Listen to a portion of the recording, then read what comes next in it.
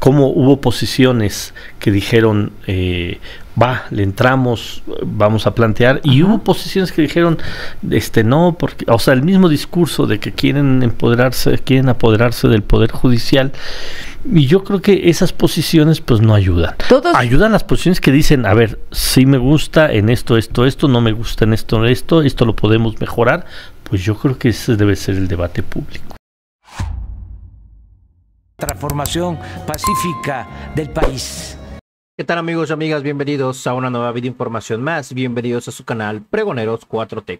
Si la información les gusta, ayúdanos con esa manita arriba, con ese poderosísimo like y compartan la información.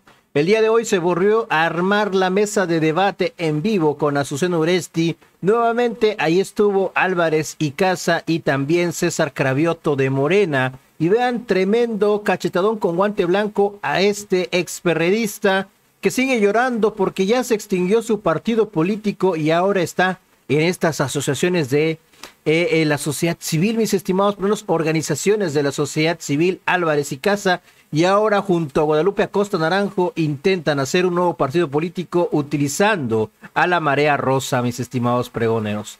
Vamos a escucharlo porque sigue con los mismos argumentos de que se busca venganza en contra del Poder Judicial, en contra de la Corte, con esta reforma que ha propuesto el presidente Andrés Manuel López Obrador y que también está complementando la doctora Claudia Sheinbaum Pardo. Vamos a escucharlo porque de ahí no pasan de esto que siguen argumentando estos opositores, mis estimados amigas y amigos pregoneros.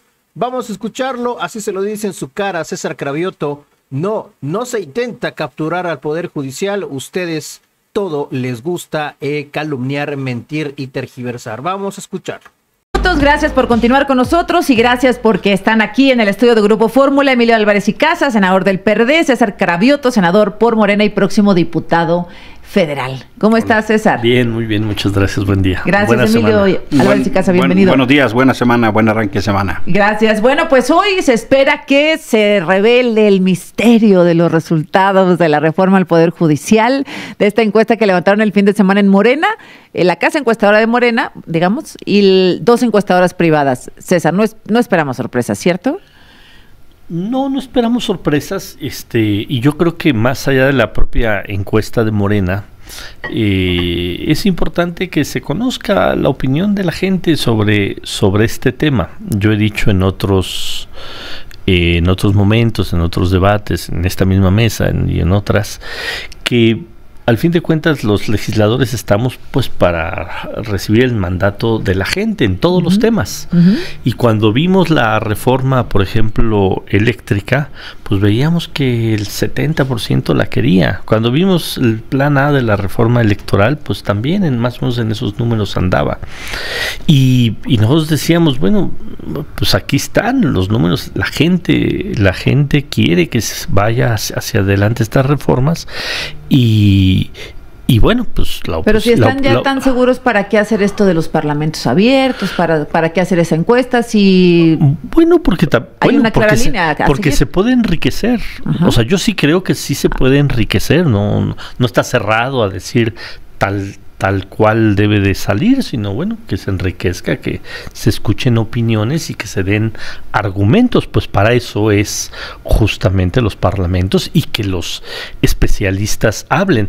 A mí me llama la atención en esta semana, cómo hubo posiciones que dijeron le entramos, vamos a plantear, y hubo posiciones que dijeron no, porque, o sea, el mismo discurso de que quieren apoderarse del poder judicial, y yo creo que esas posiciones pues no ayudan.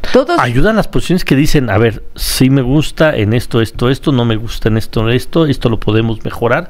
Pues yo creo que ese debe ser el debate público. Todos han prácticamente los convocados aceptado participar, pero con la duda de si esto va a ser simplemente una catarsis, se va a escuchar sin mover una coma la iniciativa, o si hay alguna posibilidad de que se modifique algo. Se ve difícil, Emilio Álvarez y Casa.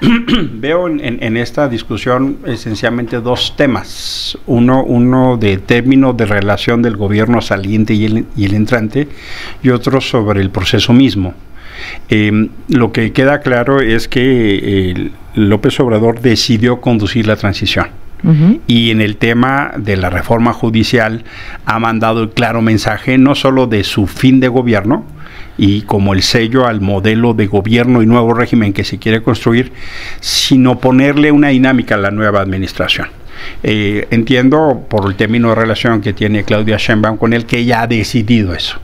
En la reunión que tuvieron en Palacio Nacional, a mí en lo personal me desagradó mucho la imagen del beso del presidente a la virtual presidenta. Eso a mí honestamente me parece un poquito que enmarca el proceso de transición que estamos viviendo, y eso creo que puede afectar al próximo gobierno. Hemos visto una dinámica donde Claudia Sheinbaum manda mensajes en la tarde un poco para tratar de tranquilizar y en la mañana sale López Obrador desamarrando lo que ella dice. Esa tensión la vamos a seguir viendo hasta el 1 de octubre y me parece que no es menor, porque hay una lectura en términos de cómo va a desarrollarse el próximo gobierno. Entonces eso no se va a resolver, ahí está, pero lo anoto porque la reforma judicial es el primer apartado de esa relación. Y ahí entonces lo que sí creo que, vamos a decirlo en síntesis, Azucena, está muy bien que se abran los micrófonos, pero también se tienen que abrir los oídos. Bueno, eso creo que es muy importante, porque si la premisa es no mover una coma, pues sí vamos a tener una dificultad. Yo celebro que César diga lo que acá está diciendo, porque entonces eso, comentamos ahorita antes de entrar, que ya en el Senado se está mandando señales para el Parlamento abierto. Hoy tenemos reunión para empezar a diseñar esos formatos. Bien. Es que hay muchas letras chiquitas que tenemos que revisar, Azucena. Hay muchas cosas, muchos detalles. Ahora, ha dicho Morena que es irreductible, inamovible, o como le queramos mencionar, lo ha dicho el presidente Claudia Sheinbaum, no se va a dar un paso atrás en la elección por voto popular de ministros, magistrados y jueces. Parten ya desde ahí, Emilio, parten ya desde algo que no se va a mover, César. Pero hay que ver las formas y hay que ver los tiempos y hay que ver los cuales, los cómo, etcétera. Todo eso se está revisando y todo eso creo que vale la pena que... Pero es inamovible. Que se revise. Pues, ¿o no? Pues hay que ver, insisto, hay que ver todo esto. Sí es importante para nosotros que lleguen con una legitimidad popular pero está justamente en los detalles lo que puede darle tranquilidad a todos. ¿Cuál podría ser una salida, Emilio? Mira, o sea, de mantener el voto, pero con una salida que le parezca bien a una parte de la oposición. Probablemente ahí tenemos el núcleo duro del desencuentro. ¿no? Yo no quisiera o no me gusta la idea de que la Suprema Corte de Justicia de la Nación sea una diputación judicial. Es decir, no acompaño la idea que democratizar el Poder Judicial sea convertirlo en un órgano de representación popular. Esa concepción no la acompaño. Sí creo que puede haber procesos de legitimación, sí creo que tenemos que entrarle al proceso de revisión del Poder Judicial, por supuesto que sí. Hay necesariamente cosas que revisar. Incluso lo comentábamos también con César a la entrada. Tenemos un problema que incluso hay que afinar el diagnóstico. El 85% del desafío de los temas judiciales es local. No es federal. Y esta reforma no apunta hacia allá. Me hago cargo que lo federal sigue de marco, me hago cargo que la Suprema Corte de Justicia es la instancia última.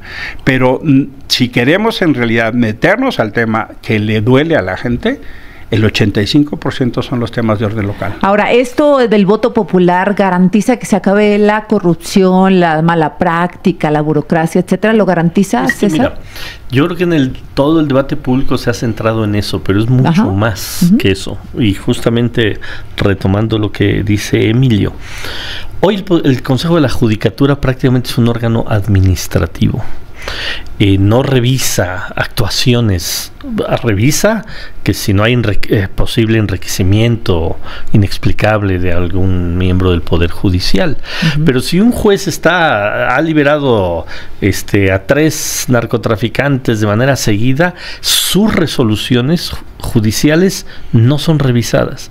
Entonces, en otros países hay un órgano administrativo, pero hay un órgano de revisión de actuaciones de jueces, magistrados y ministros. Entonces, por ejemplo, esa parte, pues creo que podríamos avanzar sin mayor problema, y es algo que le duele a la sociedad. Sí, claro. Eso es lo que le duele a la sociedad, y la sociedad sí está pensando en una mejor justicia, porque además una mejor justicia nos va a llevar a tener mejores niveles de seguridad y de paz en este país. Entonces, eso es lo que está de fondo, eso es lo que nosotros ¿Y por qué queremos. no quitar la piedra de la elección popular, Bueno, César? todo eso se tiene que revisar, todo eso se tiene que revisar y hoy se dará a conocer justamente estos resultados y seguirá el debate. Y seguirá el debate los próximos meses. Yo diría que nada está decidido y nada está tampoco en decir esto se va a quitar o se va a mantener, pero podemos avanzar sobre temas, insisto, que son fundamentales para la sociedad. Ahora, yo sigo haciendo un llamado a todas universidades, colegios, grupos de abogados, pues que le entren a una verdadera... Todos han dicho prácticamente que sí, ¿no? Ha habido una, digamos, en el gremio, vamos a decir ahí... Pues ayer salieron, ¿no? Jueces en varias partes, casi a decir, no nos toquen nada, ¿no? Y ese tipo de mensajes son los que ya después del resultado electoral del 2 de junio ya no caben, ¿no? Algunas universidades, la barra de abogados, los jueces han dicho... Los colegios de abogados. Los colegios de abogados, vamos a participar, vamos a hablar, pero con un diálogo que genere realmente posibles cambios, no solamente que sea un requisito. Pero yo también lo plantearía a la inversa, lo que tú dices, o sea, así como ustedes dicen, bueno, algunos temas que son los que generan más ruido se podrán modificar o no, pero también que todo el mundo le entre a toda la discusión, no que veten un tema como de la elección. Fíjate, la ministra Lenia Batres ha estado sacando en su Twitter casos en el mundo donde una parte del Poder Judicial tiene que ver con... una parte, sí. Una parte tiene que ver con el voto de la gente. Entonces, pues hay que revisar a otras cosas. O sea, que no digamos, es que esto debe estar vetado y no debe entrar en la discusión. Todo que entra a la discusión, y yo creo que eso ayudará mucho a yo creo tener que una buena reforma. Esta perspectiva que pone César es muy, muy conveniente. Hay temor fundado por lo que ha sucedido en el pasado, de que bajo la premisa de no se le mueve ni una coma, que no termine eso cambiando. Yo saludo mucho este espíritu de diálogo y construcción colectiva, que es necesaria, ¿no? Sí hay que tomar en cuenta, por ejemplo, hace 3 años hicimos una reforma judicial, se modificaron 7 leyes. Una parte de la discusión se centró porque había una extensión inconstitucional del periodo de Saldívar, ¿no? Y que si él lo propuso, que si no lo propuso, y de los integrantes del Consejo de la Judicatura que propuso el presidente López Obrador. Y eso centralizó una parte de la discusión, pero fue un modelaje, Azucena, o un remodelaje. No, aquí en el Grupo Fórmula, Emilio Álvarez y Casa, César Cravioto. Perdón, Emilio, te interrumpí antes del corte. Mira, la tercera tiene que ver con un tema de implementación, y ahí sí tiene que hacerse una ruta muy pausada. La tercera duda respecto a la reforma. Estamos hablando, Azucena, auditorio, César, de más de 1,600 cargos entre ministros, magistrados y jueces. El número que yo tengo es 1,665. Y estamos hablando de estructuras a nivel república. No es cosa sencilla el proceso. De implementación de la elección. Y ya vivimos una vez que tenemos que aprender. Desaparecimos el seguro, desaparecimos como país, con independencia que yo haya estado en contra, pero se desapareció el seguro popular y vino el INSABI. Y eso no funcionó. El tránsito no fue bueno, y luego se hizo Insbienestar. O sea, sí hay procesos muy complejos que requieren un tiempo de implementación. Y esto, sobre todo porque están relacionados con procesos de justicia viva. Entonces, no es cosa menor. Y la hipótesis que democratizar el Poder Judicial signifique convertirlos en órganos de representación popular, yo no la comparto. Ahora, sí creo en la legitimación del Poder Judicial, sí creo que se le tiene que meter mano, eso no tengo duda, eso no tengo duda. Pero me preocupa mucho, Azucena, que los tiempos impuestos en el proceso de transición de ambos gobiernos atropelle y arrolle un proceso que podría ser muy valioso. Porque son muy poquitos meses, César Cravioto, el presidente dice que en septiembre tiene que quedar aprobada. ¿Por qué la prisa? O sea, la intención es dejarla a él como un legado de su administración, quitarle el peso a Claudia Sheinbaum. ¿Cuál es la intención? ¿Por qué la prisa? Esa elucubración de la oposición no es válida. presidente López Obrador va a dejar muchos legados favorables para este país. Él no tiene ningún interés en este tema en particular que tiene que ser en tal momento. Yo me voy más con lo que ha dicho ella sobre la importancia de que se discuta, se analice y se vayan tomando decisiones. O sea, ¿podrían no necesariamente aprobarse en septiembre? Pues o una parte o lo que esté consensado, etcétera. O sea, se tiene que ver también las condiciones del momento y las condiciones políticas y las condiciones de las propias parlamentos abiertos y de las propias planteamientos que hagamos todos y todas. Yo vuelvo a decir, yo creo que así como no hay nada ya absolutamente cerrado de decir esto sí va de las distintas reformas, porque también solo estamos hablando de una de varias que anunció la presidenta electa, y la otra es que tampoco haya vetos a la discusión de nada de las propias reformas. Y si le entramos de esa manera, le vamos a entrar bien. Sobre uno de los puntos que decía Emilio, a ver, hoy cómo está la elección de ministros. Pues 2/3 partes en el Senado. Y si no se logran las 2/3 partes de la última terna, elige el presidente. Entonces, nosotros no tendríamos prisa para hacer esta reforma si lo que queremos es, como ellos dicen, designar al ministro o ministra. Cercanos. ¿Por qué? Porque hoy tenemos esa condición.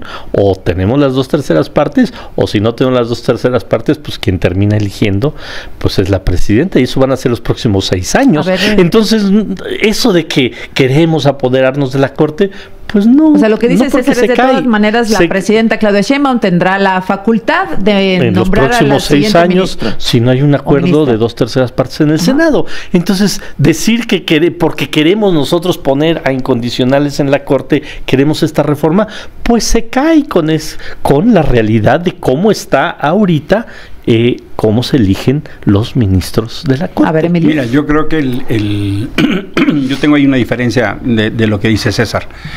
Al contrario, pienso que la urgencia está esencialmente motivada por un espíritu de venganza de López Obrador hacia el Poder Judicial, personalizado en la ministra Piña y en general hacia el Poder Judicial, porque lo ha leído como un obstáculo para sus proyectos. Incluso hasta cosa impensable, se ha erosionado el amparo. Se hizo una reforma judicial para disminuir la potencia. ¿Por qué? Porque vía el amparo, vía resoluciones judiciales, proyectos que para López Obrador eran fundamentales no tuvieron el avance que él quiere.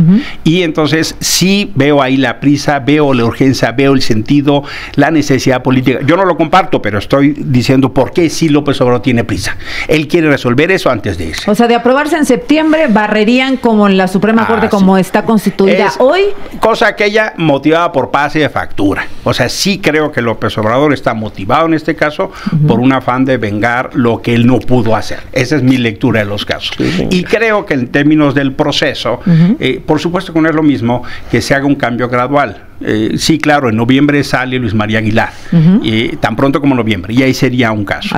Pero hay un fenómeno de gradualidad. Ahí ya tendríamos 4, digamos. Ahí puede trabarse. Ahí ya no puede haber acciones de inconstitucionalidad, pero sí puede haber resoluciones distintas en las salas. Es decir, el modelo está hecho para que ningún presidente tenga control total de la Corte.